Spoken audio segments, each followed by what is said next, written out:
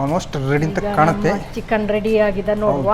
ಬಿಸಿ ಬಿಸಿಯಾಗಿ ಪರಿಮಳ ಅಂತ ಗಮತ್ ಬರ್ತಾ ಗ್ರೀನ್ ಆಗಿದೆ. ಹೌದು, ಚಿಕನ್ ಗ್ರೀನ್ ಮಸಾಲ ರೆಡಿ. ನಾನು ಅಂದ್ಕೊಂಡೇ ಇರಲಿಲ್ಲ ನೋಡಿ, ನೀವು ನೀರು ದೋಸೆ ಕೂಡ ರೆಡಿ ತಂದಿದ್ದೀರಲ್ಲ. ಇದಕ್ಕೆ ನೀರು ದೋಸೆ ಭಾರಿ ಒಳ್ಳೆ, ಭಾರಿ ಚೆನ್ನಾಗಿರುತ್ತಲ್ಲ. ನೀರು ದೋಸೆ ಹಾಗೆ ಕನ್ಸಿಸ್ಕೊಂಡು ತಿಂತಾ ಇರಬೇಕಲ್ಲ, ಇದ್ರೆ ಖಾಲಿ ಆಗೋದೇ ಗೊತ್ತಾಗಲ್ಲ. ಚಿಕನ್ ಗ್ರೀನ್ ಮಸಾಲ ತಯಾರಿಸುವ ವಿಧಾನ: ಮೊದಲಿಗೆ ತುಪ್ಪ ಹಾಗೂ ಎಣ್ಣೆ ಹಾಕಿ ಬಿಸಿಯಾದ ನಂತರ ಸಣ್ಣಗೆ ಹೆಚ್ಚಿದ ಈರುಳ್ಳಿ, ಸ್ವಲ್ಪ ಉಪ್ಪು, ಟೊಮ್ಯಾಟೊ, ಕೊತ್ತಂಬರಿ ಸೊಪ್ಪು 2 ಕಪ್ನಷ್ಟು, 1 ಕಪ್ ಪುದೀನಾ ಸೊಪ್ಪು, ಕರಿಬೇವು ಹಾಕಿ ಹುರಿಯಿರಿ. ಸ್ವಲ್ಪ ತಣ್ಣಗಾದ ನಂತರ 2 ಹಸಿಮೆಣಸು, 2 ಚಮಚದಷ್ಟು ತೆಂಗಿನ ತುರಿ ಹಾಕಿ ನುಣ್ಣಗೆ ರುಬ್ಬಿಕೊಳ್ಳಿ.